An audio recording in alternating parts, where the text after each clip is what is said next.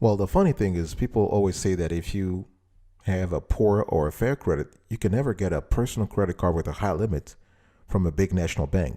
And in today's conversation, I want to debunk that myth. I want to show you the step by step you need to follow to get a high limit personal credit card from a big national bank, even if you have bad or fair credit. Don't go anywhere. You're going to love today's conversation. I guarantee it.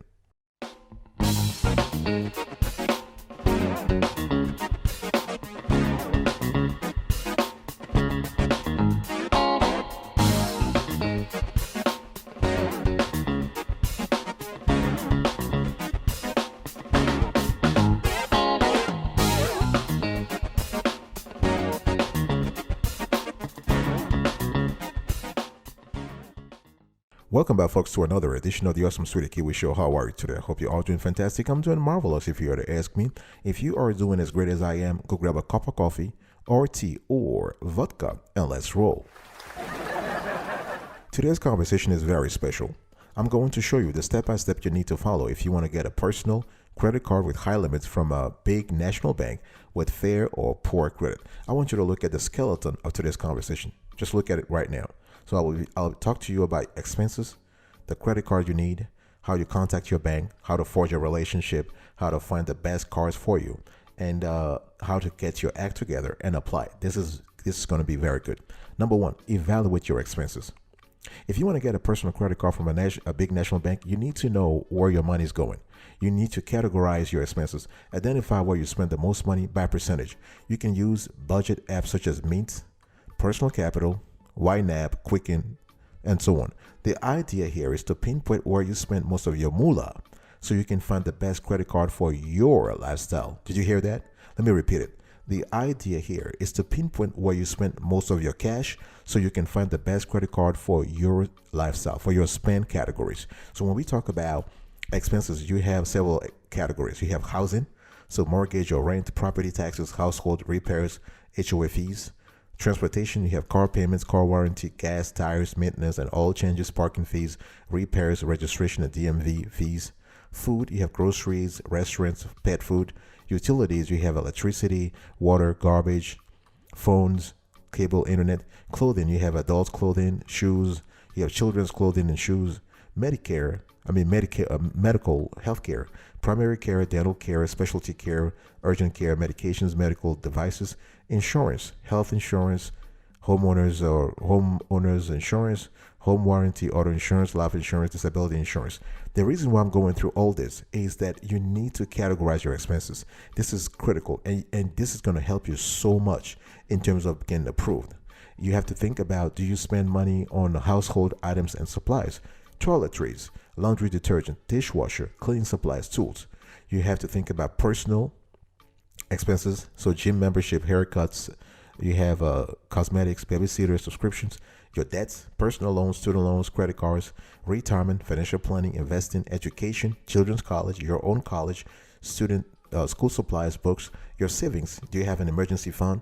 Okay, big purchases like a new mattress or laptop, other savings. You have to think about gifts, donations, and entertainment. Once you categorize your expenses, you will know exactly where your moolah is going, and you'll be able to pinpoint the right credit card for you. Step number two, I want you to determine the credit card you need. There are 10 different credit cards. The typology of credit cards are 10. And based on our research, every citizen, every user needs at least one or two types of credit cards. So what are the 10 different credit card types? So you have the cashback credit cards. So these cards make it easy for you to earn cashback or statement credits on your spending. Although how rewards are doled out varies from card to card. Then you have the rewards credit card. This can come in different flavors, and they can even include cashback credit cards. So rewards credit cards typically give you points based on a percentage of your spending, and some even offer bonus points in popular categories like groceries, gas, and dining out. Then you have travel credit cards. This offers you the opportunity to earn rewards that are geared specifically toward travel, whether that means earning flexible travel credits you can use toward any travel purchase, or even points you can transfer to online or hotel programs. And some travel credit cards also let you earn points within a specific program, such as a frequent flyer program or a hotel loyalty program. Then you have the balance transfer credit cards. So if you have some high interest credit card debt on your hands, you may be considering using a balance transfer credit card to help manage and pay down that debt. And the best balance transfer cards lets you secure an intro 0% APR for a period typically between 15 and 21 months, which can give you a nice break from paying interest charges while you focus on paying down your debt. This is pretty good. Then you have the 0% APR credit cards and low interest credit cards. Okay, those are pretty good. And sometimes you find them usually for a limited time, usually up to 18 months. You also have the business credit cards. So they allow cardholders to keep their personal and business expenses separate while they earn rewards on all their business spending. You also have the student credit cards. Okay, those are also called the starter credit cards, and they're specifically geared to young people with a limited credit history. Then you have the secure credit card, meaning that you don't have to you have to put down collateral. Okay, you're required to put down a cash deposit in order to secure a small line of credit, usually for a similar amount. Then you have the store credit cards. Those are offered through retail stores to let consumers charge their purchases and pay them off over time. And then you have the co-branded credit cards. So those are stored or brand credit cards offered through traditional card issuers like Chase, Citi, or American Express. So those are the 10 credit cards that you need to be aware of. The cashback credit cards, the rewards credit cards, the travel credit cards, the balance transfer credit cards, the 0% APR credit cards and low interest credit cards, the business credit cards, the student credit cards, secure credit cards, store credit cards, and co-branded credit cards.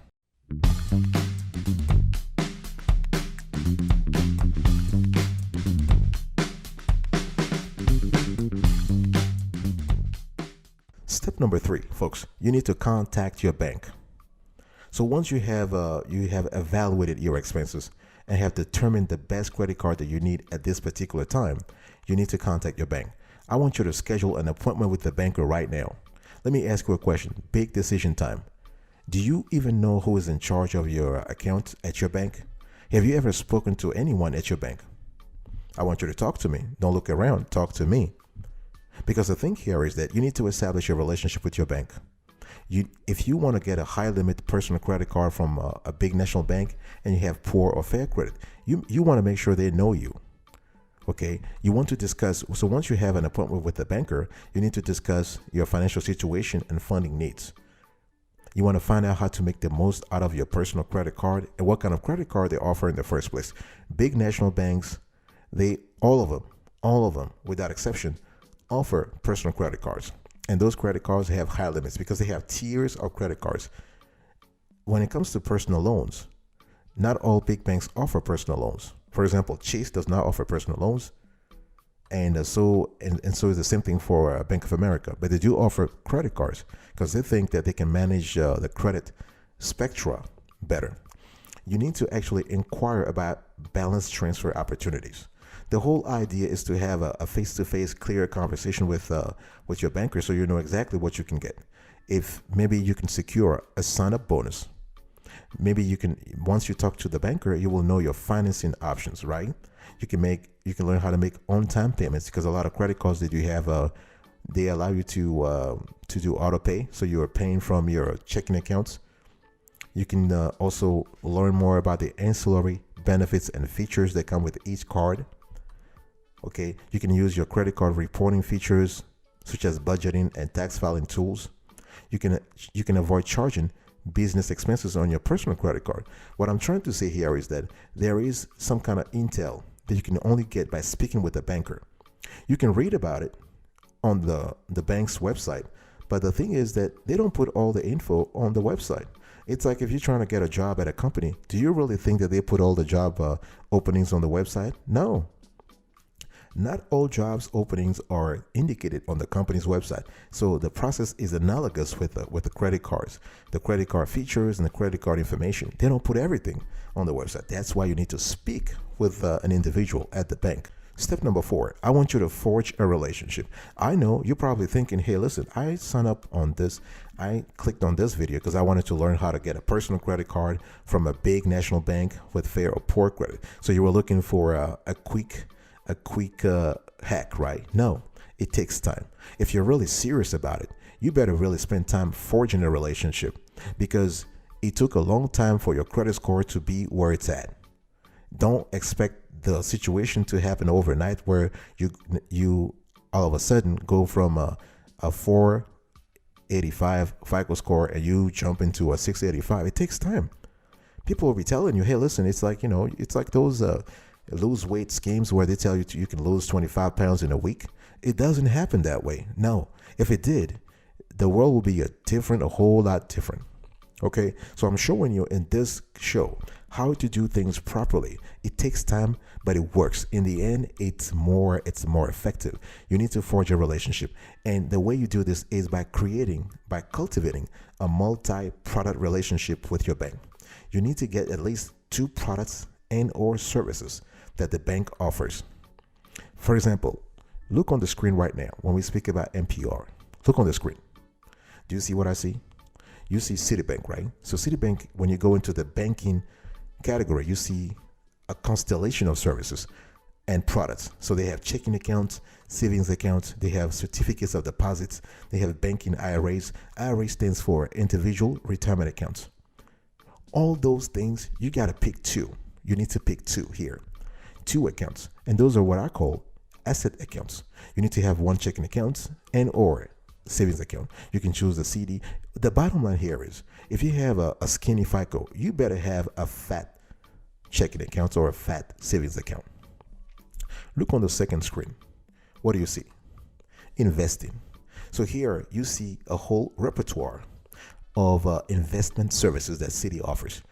They offer those through their brokerage department, but also have financial planning. They have a Citi Wealth Builder. They have a Citi Private Banking. If you have a little bit of cash, you want to establish a relationship through that also. Okay, so the bottom line is, if you want to establish a strong multi-product relationship, you need to have 2 or 3 asset accounts. I'm not even talking about lending here. As you can see, I'm not showing you about loans, because anytime the money is not yours, it's called a liability account. But anytime the money is yours, it's called an asset account. And this is what I want you to start thinking about. You need to start thinking in terms of wealth, building wealth. Once you have money, your credit score will not matter anymore. Trust me on that. I'll be right back right after this. Don't go anywhere.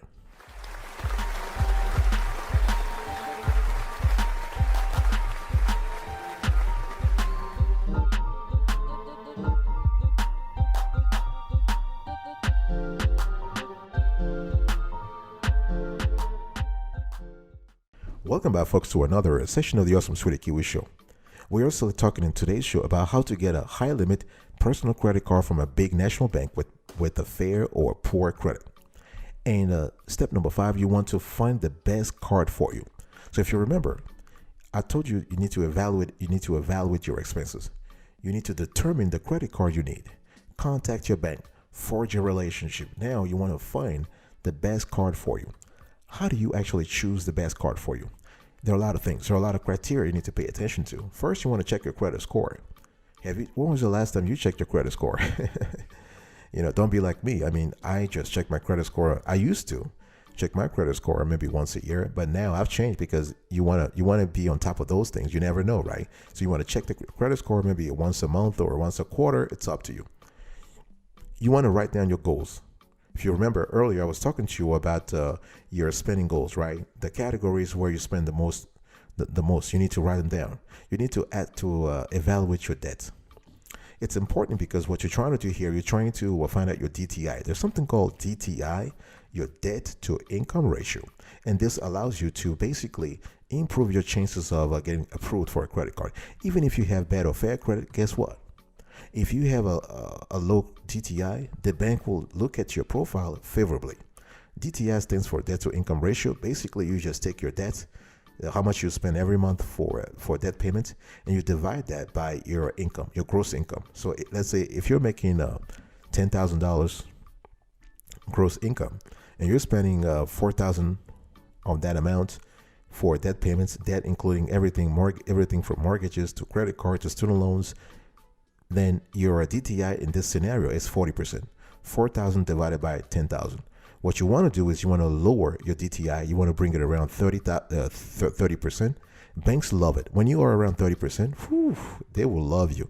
Even if you have a bad or fair credit, they will still love you. Try it out. You also want to compare rewards programs, right? Because big decision time. Let me ask you a question.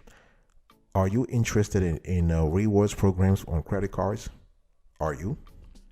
Then if you are, then you need to make sure which credit cards deliver your desired rewards.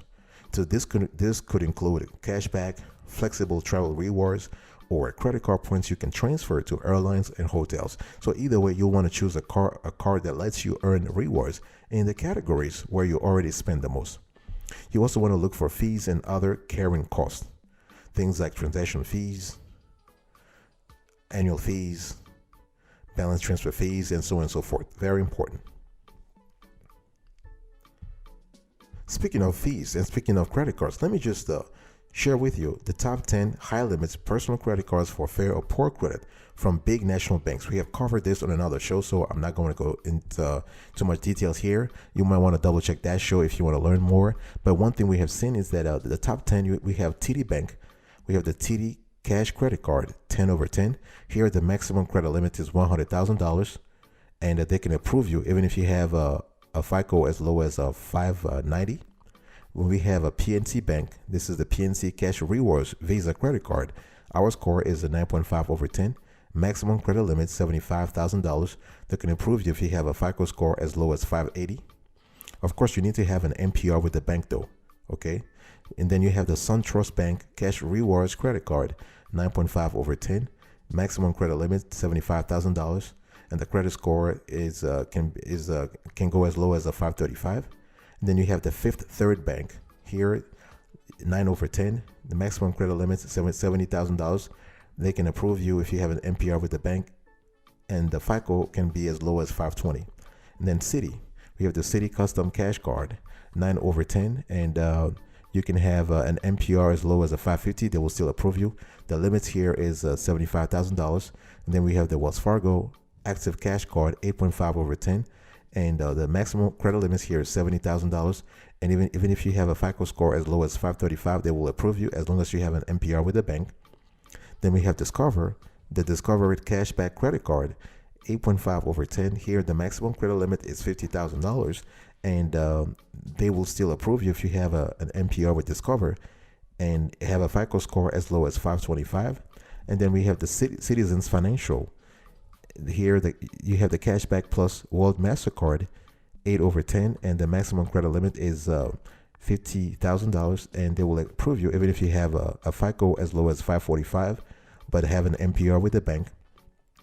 You have a U.S. Bank Cash Plus Visa Signature Card.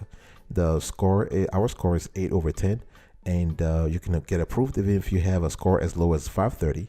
We have the BMO Harris Bank Cashback MasterCard, 7.5 over 10. This is our score. If you have a FICO score as low as a 600, they will still approve you. But again, for all these cards, you need to have a multi-product relationship with the bank. And we have Regions Bank's Cash Rewards Visa Signature Credit Card. Our score is 7 over 10, and you can get approved even if you have a FICO score as low as 570.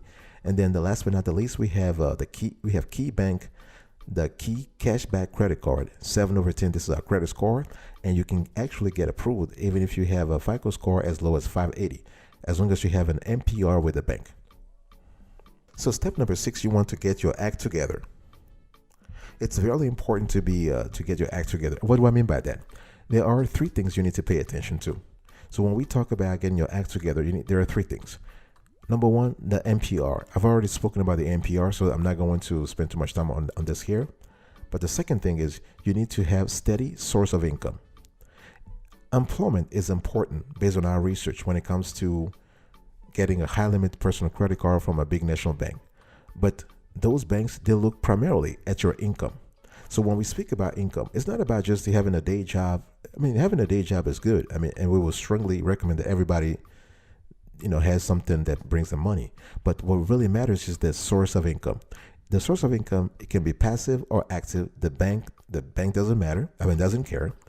It just has to be legit, right? So you can have, for instance, you can still qualify for a big national, a high limit credit card from a big national bank with fair or poor credit, even if you are receiving passive income. If you have a side gig or you have investments that give you dividend income every month, well, guess what? You can still make money. You can still qualify for a credit card because they pay attention to the liquidity, to the moolah, to the ka-ching, ka-ching, ka-ching, to the cash. Okay. And so we have your MPR, you have the steady source of income, and you have the DTI. I spoke about the DTI a little earlier, but I want to dig a little deeper here. What is DTI? You can see on the screen, this is courtesy of Investopedia, great resource. So debt to income ratio is basically the percentage of your gross monthly income that goes to paying your monthly debt payments. And this metric is used by lenders to determine your borrowing risk. And big national banks generally seek ratios of no more than 40%. So a low DTI ratio indicates sufficient income relative to debt servicing and makes a borrower more attractive. Again, this is based on our research. And for example, let's say if you make, I gave you the example before, if you make $10,000 gross a month and you spend $3,000 thereof to service your debts, your DTI will be 30%. So you really want to remember those 3 points. Okay, this trifecta, the MPR, the source of income, and the DTI is quintessential, and guess what? Non-negotiable. This is the best way. If you really want to placate fears of default risk that your low FICO might conjure up in the credit card issuer's mind, you want to pay attention to this trifecta. Okay, and one thing I also need to say is that you want to apply at a branch or over the phone, not online. When you do it over the phone or online or at a branch rather, you increase your chances of getting approved for a high amount.